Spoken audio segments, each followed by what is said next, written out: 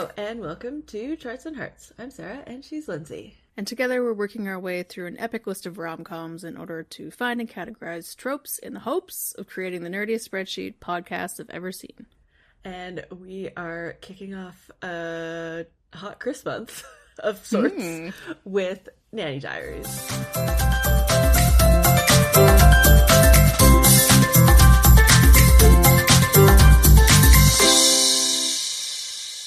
Have you seen this? I don't know. Possibly, because I could definitely feel like I could have watched it and forgotten it. Yeah, that's very fair. It's not very memorable. Memorable? No. Memorable. That's... yeah.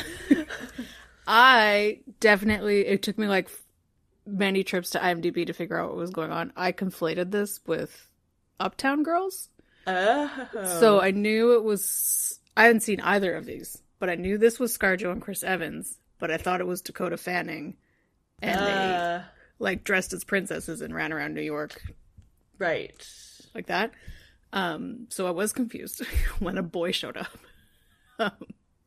And it was nothing like I was expecting, and then I was just kind of bummed that I had to watch this movie. Also on the CTV app, which is not good.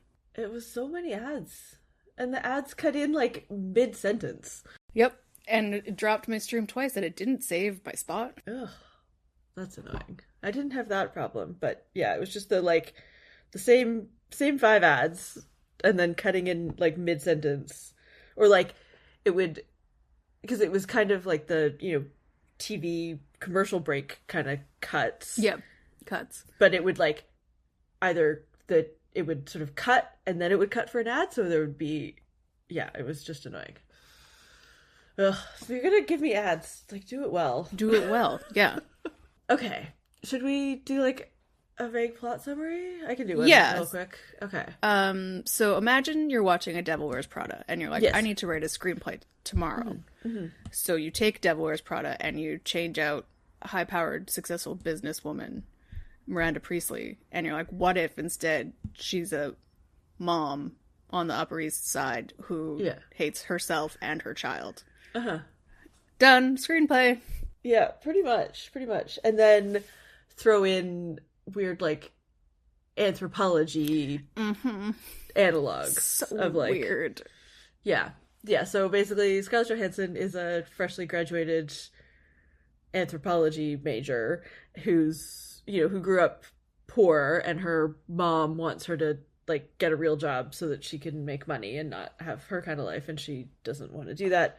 So instead she accidentally gets a job as a nanny because the people, I don't even know why she's like, like the kid like runs away, runs into and her, she like runs into her, and then they mishear her name Annie as Nanny, and then all the rich stay-at-home moms who definitely need full-time nannies want to hire her because she's white and speaks English. Yes. And then she's a live-in nanny, which also is so weird, but like great for her because she wants to move to the city. And then she meets Chris Evans, who lives in the building, and she's not allowed to date him because nanny rules, but yeah. And then anyway, the stuff with the family gets so bad because they're emotionally abusive. And then she stops being a nanny and goes to grad school and dates Chris Evans. Yeah, it's interesting. Yeah, it's a movie. There were some charming parts, but overall it's pretty forgettable. Yeah, the kid was good. I was worried because he was a dick at the beginning, but then then he's really nice and sweet and very upsetting. The actor was pretty good. Yeah, like it was decent. Yeah. So that's always helpful. Yeah, and they were good together. Yeah. Like ScarJo and the kid were good, and like Scarlett Johansson and Chris Evans also like can act and have chemistry. Yeah. So that was nice. Yep. The cast in this movie, I don't understand. I know, it's so strange, and I feel like I don't know. I looked it up. Devil Wears Prada came out the year before, so I'm feeling really good in my theory that this is what this is, because I'm like, how else would you get Laura Linney in this movie? In 2007. I know. Okay, so yeah, Laura Linney is the rich mom, Mrs. X, and who's the dad? Paul Giamatti. Yeah, Paul Giamatti. And then we've got Alicia Keys as her best friend. Just weird. Donna Murphy's her mom. I know. Like, yeah, it's insane. And then obviously Scarlett Johansson and Chris Evans. Like, but also either Scarlett Johansson has become a better actor since this movie, which I'm sure she has, but also, like, the writing in this is... The writing is rough. But also, like, if you watch She's Just Not That Into You, which I think is, like, 2010? Something like that. Yeah. She's also... She's rough in that movie. Yeah, like Not that the writing in that movie is good either, but, like, there are some very good actresses in that movie, and so it's very obvious. Yeah. So... Yeah, like she's gotten better, for sure. She has definitely gotten better, yes. Let's talk about, I guess, the racism of it all. Yeah, so there's kind of two I don't parts. even know what to call this, because they're not vignettes. It's like a weird... It starts as a voiceover. It's like voiceover, but with pictures. Visual aids. Yeah. So, like, it makes...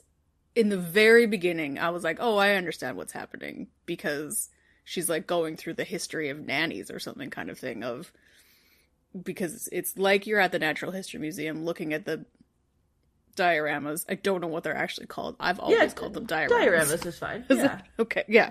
Looking at the dioramas that she's going through, I mean, like, these kinds of people did this, these kinds of people did this. It takes a village, that kind of thing. And then there's a little bit of racism in there already, plus some fun aughts history whitewashing, but the point of the voiceover is that she's, instead of just doing a normal rom-com voiceover, she's writing her application to grad school and is like, here's a story about how I studied rich wasps on the Upper East Side this summer.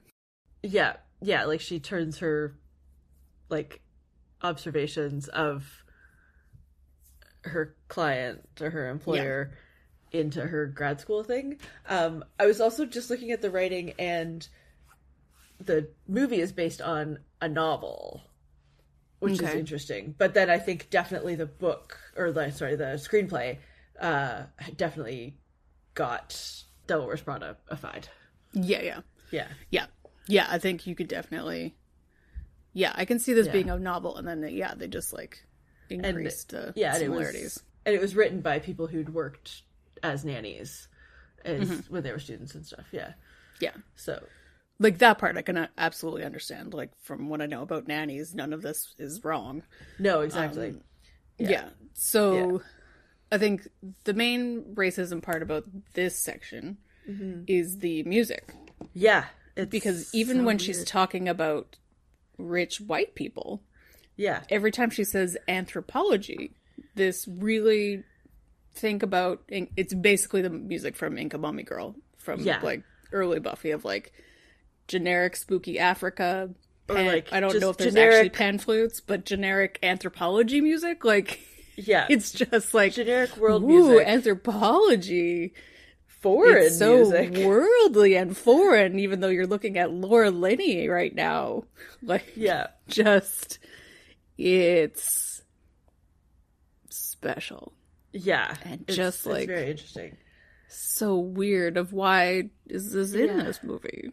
Yeah. And then there's the whole thing of, like, the characters who are, like, they are so over the moon to find this, you know, college graduate white nanny whose English is her first language, but, like, she doesn't know anything about being a nanny. Know anything. Nope. Like, absolutely nothing. So when they're like, oh, you didn't, like, teach him enough to get him into the good school or whatever, like, she's not a teacher. She just graduated university and, like, probably doesn't even have a first aid certificate. Like, no. And just, and then they're like, you have to read to him in French. I'm like, does she know French? Why does she speak French? Was that a part of the thing? Where did French come from? I don't think there were any qualifications for this job other than she existed. Yeah, and she was white. Like, it was so weird. I mean, also, like, if you care that much, then, like, recruit nannies and pay them well, but that's the whole thing, is like they want Well, also, get him a French tutor? I just don't understand. The whole thing is very strange. So strange, yeah. But, you know, clearly people are insane. Yeah, and then there's just the whole thing, because, like, the mom and dad are both terrible. Yeah, they're just terrible. And again, it's like... horrible human beings. It's hard to watch because they're so terrible, and they're not. Love to Laura Linney, but she's not Meryl Streep. But, like, the main thing is that she's not Miranda Priestley. Like, she's not... The character isn't complex. She has her sad moments, which is, like, again, this parallel of, like, she's so powerful, but also she can be sad and bond with you over sadness. And I'm like, yes, that's true. She has every right to be sad. She married a fucking douchebag. Yeah, and then because she's so unhappy in her marriage, she emotionally abuses her child. Like, yeah. And this random 21-year-old living in her house. Plus probably many other people. Uh-huh. Yeah. Yeah. So, it's... Yeah, and then the whole, like, rom-com part of it is just, like, they don't want their nannies to date because then they'll They don't want to give them time off, I guess, and then they'll leave? Yeah, they'll leave. Like, they're, like, indentured servants. Like, they're required to be available to work all the time. Yeah, they're basically, insane. Yeah. Mm-hmm. Yeah. But, like, how are you going to hire, like, a 21-year-old and tell them that they can't date? Like, you're just asking to be lied to. Yeah. And how are you going to hire a 21-year-old and tell them to not date when Chris Evans lives in your building? Right? So the other big thing that I found with the Devil Wears Prada analog is Chris Evans and Alicia Keys both sucking as her support system. Well, Donna Murphy also sucks, but that's a different section. Alicia Keys is her sassy black friend, which we'll get to when we get to tropes, but she also moves to the city and is, like, doing incredibly well and has no space for her friend who is not doing well. Yeah. For some reason, she's starting grad school in the middle of summer, which I just realized right now. They just graduated and it's summer, and she's like, I'm in grad school. I'm like, wait. But they go out for the first time. She's allowed to have a night off. So that is already a thing, that she hasn't been able to take a night off. Alicia Keys, ScarJo's talking about a problem. She takes a breath, and Alicia Keys doesn't respond to what she's saying and starts telling her own story, and then gets mad at ScarJo for finishing her thought. And is like, all you ever talk about is your job. I'm like, and then 2 seconds later is like, I can't believe you dragged me up above whatever 14th Street, because she's also, after living in the city for 3 minutes, a snob about New York. And I'm just like, if you listened to your friend and gave her helpful suggestions on how to get out of the situation, instead of just being, just quit. You have nothing lined up, and you are lying to your mom, but just quit. You have nowhere to live. Like, just quit. Yeah. Which, I mean, is good advice, because these people were crazy, and, like, absolutely. But yeah. And yeah. And but also then no sympathy of, like, ScarJo's reasoning, which is the son. Well, exactly. Like, that's the whole thing, is, like, if she quits, then she's, like, abandoning this child that she's formed a bond with, like, which is a complicated situation to be in, and also, like, a horrible thing for the parents to have done to her and the kid, like, and the child. Yeah. Yeah. And then Chris Evans is like, oh, you can't date, I'm going to jokingly harass you into dating me. Yeah. And then get mad at you for talking about your job and not just quitting, like I said, and coming to the Hamptons with me for a month in the summer when you have a full-time job, which I knew about when we started dating. Yeah, that was weird. And I was like, well, that would have solved, like, if she'd quit, that would have solved the not having anywhere to live part. But, like, not in a healthy way. No, like, and then he's like, it doesn't matter, we won't have to pay for anything, we'll eat this and drink wine. And I'm like, who's buying that wine, Chris Evans? Yeah, what? Rich kid problems. Yeah, rich kids problems. And, like, she brings it up to him that she knows he's a rich kid and is, like, this entitled, and it's weird that she already felt weird around it. And then he just steamrolls right over it with this rich kid. Well, then he's like, oh, but it's okay that I was a spoiled rich kid because my mom died or whatever. Yeah. Like, I wasn't that privileged. It's like, well, you were. You just also had bad things happened. Like, Yes, this bad both things can be happened true. to you, but you were still privileged. Yeah. Yeah. So, Yeah. yeah. And, like, Those- she also has privileges of, like, a mom who cares about her. Like, yeah. And a mom who, like, even though she's been lying to her for months and months, like, still looks after her and supports her and loves her. Like, well, she does have a place to go, actually. She could Yeah. go home. She just doesn't want to. she just doesn't want to. Yeah. And Yeah, also so has the it's privilege, just this is a completely random thing at the beginning. She goes to this job interview at Goldman Sachs for some reason. And Well, 'cause her mom wants her the to work at a woman bank. is like, tell me about yourself, and she doesn't know what to say. And I'm like, didn't you just graduate with high honors and a business degree 5 seconds ago? You've never had a practice job interview before? Do you know how many times I've answered, tell me about yourself in mock Yeah. interviews by the time I'm Well, 21? Yeah, for sure. And also, like, when they ask you that, they don't actually want the They truth. don't want to know. They want to know, like, who you are in the context of getting this job. It's not like, it's not that deep.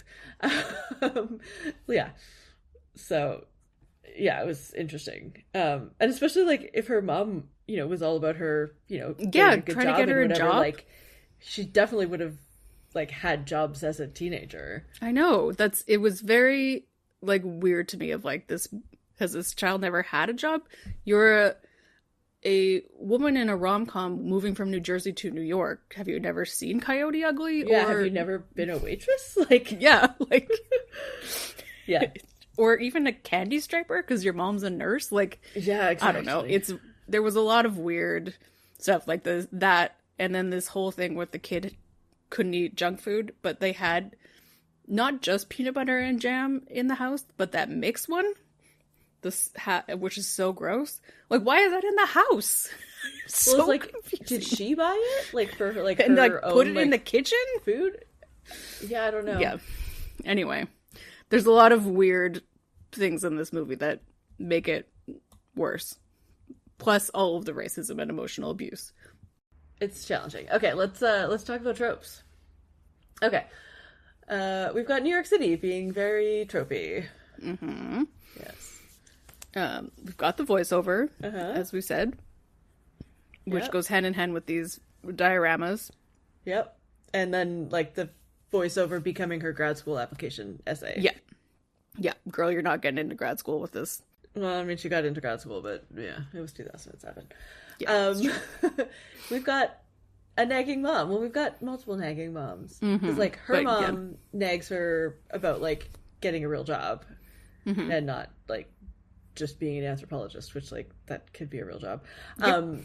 And then also the waspy mom is Yes. super nagging and Yeah. gross. We've got a black best friend. Yeah. Yep. Who does give bad advice. Yeah. But Much she's... like the black best friend in Devil Wears Prada. Yeah. We've got so many Mary Poppins references, both in, like, in the script and also in the music. Yeah. I loved it because I Me love too. Mary Poppins. And it made me happy because it really ties this into our accidental theme of the month. Yeah. So that's great. We've got insanely trophy wives. Yes. The And waspy moms, the waspy moms are so tropey of, like, it's funny because, you know, it's 2007 because they're like, he has to have a high soy diet. And I'm like, where are you now? Right?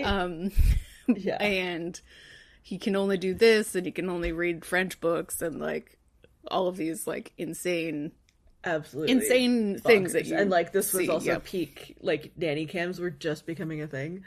Yeah. Yeah, and they, like, all go to meetings and are like, oh, we should talk to our nannies more. And then they bring the nannies in, and the nannies are like, no, we're not saying anything because we're going to get you'll fired. fire us. Yeah. Yeah, it was very strange. It was, yeah. There's a really good meet cute. That honestly is, like, I liked it, yeah. among the best parts. We've got Ott's clothes. She has Oh, a yeah. insane bump it at one point. And there's a lot of flats going on. Yep. And then, of course, Laura Linney's wearing the fanciest, like, she does a lot of business suits. But, like for lacy, feminine. lacy yeah. business suits, yeah. Yeah. and- And, like, very straight hair. Yes. I don't know how Very to straight explain it. Yeah. And then, yeah, there's a big public confrontation because it's the, like, nanny cam video, except it's ScarJo like losing it at the nanny cam, and then they show the video in front of all the moms, and Yeah. yeah, it's pretty good. Yeah, I enjoyed it. It was satisfying. Okay. Lindsay, does this movie pass the Bechdel test? Yes, because she does talk about her job quite a lot.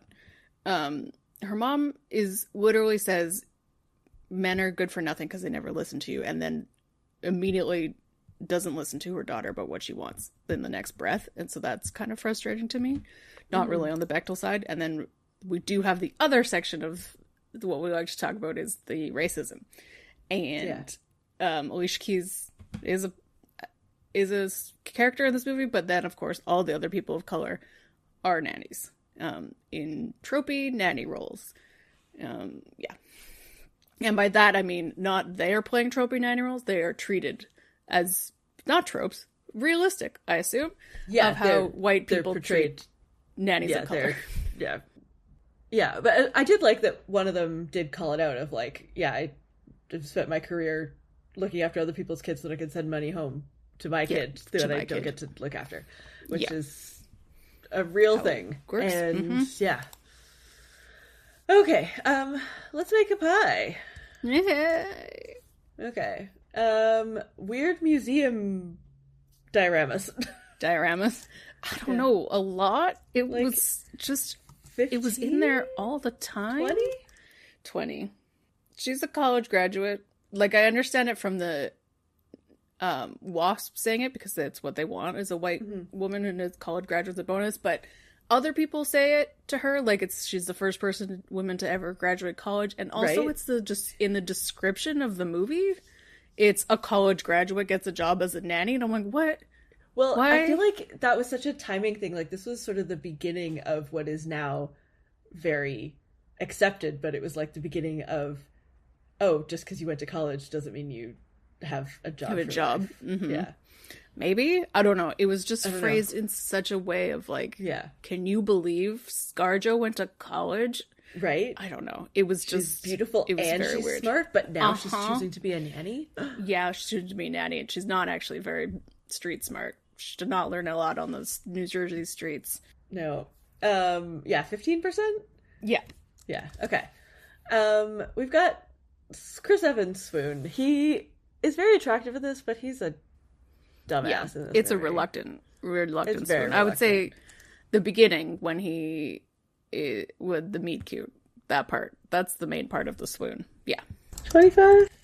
And that leaves us with 40. Yeah, that feels right. 40% Mary Poppins references, because once I caught it in the theme, then I was like, well, if all else fails, I'll just look for these. Enjoy this theme. Okay, that's a weird pie, but I'll take it. Okay, Lindsay, what is next for them? I don't know. He went to Harvard. Is it Harvard? He went to Harvard. And now is deciding if he wants to go to law school. So is he staying in New York? Is she staying in New York? None of these questions were answered. Grad school? Yeah, they are on a college campus together, and it's vague as to where it is, which is fine. Also, they're 21 and maybe 22. So that's fine. No strong opinions. They were two attractive people who probably had a hopefully attractive sex, and will move on with their lives. Pretty much. Okay. And then what's next for us? Because we've got a great month ahead. Well, if you like Mary Poppins, do I have news for you? We are continuing Chris month with the OG. I almost said Christopher Guest, and that is incorrect. That's a different Chris. Christopher Plummer. We were watching Sound of Music. So, oh my god, get ready. Curl up on a Saturday afternoon because it's long. Yep. Don't start the movie at 7:00 at night. Nope, you'll be sad. But yeah, get your singing and dancing, and get your two VHS set out. Yep, your 2 VHSs. Get your multitude of snacks. Yep. Don't forget to rewind the first VHS before you put the second one in. Oh, otherwise you'll be sad next time. Been there. Yep, me too. But yeah, I can't wait. I don't think I've watched it in forever. Yeah, it's been a long time. It's gonna be great. Yeah, it should be fun. And then our other Patreon movie is Princess Diaries 2. Hooray! Because it's Chris time, but now that's revealed our secret theme, if you haven't guessed. It's Julie Andrews. It's also Julie Andrews. Yeah. Should be fun. Should be fun, because, I mean, who doesn't love Julie Andrews? I know. I watched both Princess Diaries maybe like a year and a half ago. I just had a random urge, because who doesn't have that? Yeah, I think I did maybe time. when I was sick. It was really fun. Really fun. And then maybe it was when they were talking about 3 making the third one. Which I think it might actually be happening. I think it's actually happening. I didn't really believe it, and I'm like, and I still don't necessarily, because I'm like, is Anne Hathaway doing both Devil Wears Prada 2 and Princess Diaries 3? I don't really understand. Me either, but I don't care. Yeah, I'm here for... Princess Diaries 3 happens, I'm here for it. I'm very here for it. I don't expect it to be great, but I don't care. I'm here to look at Anne Hathaway and Chris Pine. Chris Pine. I guess Chris Pine. It was kind of an R in there, but Chris Pine. Yes. Okay, well, I think that's probably enough rambling on this questionable movie. Yes. That, I guess, brings us to the end of this episode. You can leave us a rating or a review wherever you get your podcasts, or you can find us on social media. We are at Charts and Hearts Podcast on Instagram and Threads. Or you can head to our website at chartsandhearts.com, where you can submit suggestions for rom-coms and tropes for us to add to the list. Please give us more Chris movies, because this is maybe my favorite month so far. Except for that Keanu one. And also, as we've said sporadically, we know that rom-coms are white and heteronormative, so if you have suggestions for movies with people of color or LGBTQ, please do send them our way. We try to get some in there, but it is hard when this is what we have. Yeah. You can head to our Patreon at patreon.com/chartsandheartsclub for Princess Diaries 2 coming soon. Last month we did Forget Paris. We've got a lot of fun movies on there. Some of them are rom-coms, some of them are speed, you know. Yeah. It's a mixed bag of delights. Yeah, exactly. A mixed bag of delight. Our Patreon. Oh, good times. Love it. Let us know your thoughts on this movie. Do you have thoughts? Have you read the book? Is it anything like the book, or is it just a coincidence? Like, is it just a coincidence that it's Devil Wears Prada-esque? Oh, that was the other thing that I forgot, is at the end, when the mean, tropey grandma is at the beach, she's reading Devil Wears Prada. Oh. Yeah. That was in the trivia. It wasn't an accident. No, it wasn't an accident. Okay. That was no snackcident. Nope. Okay. So yeah, let us know your thoughts. And in the meantime, in short, I was the Chanel bag of nannies. Yeah. Okay, bye. Okay, bye.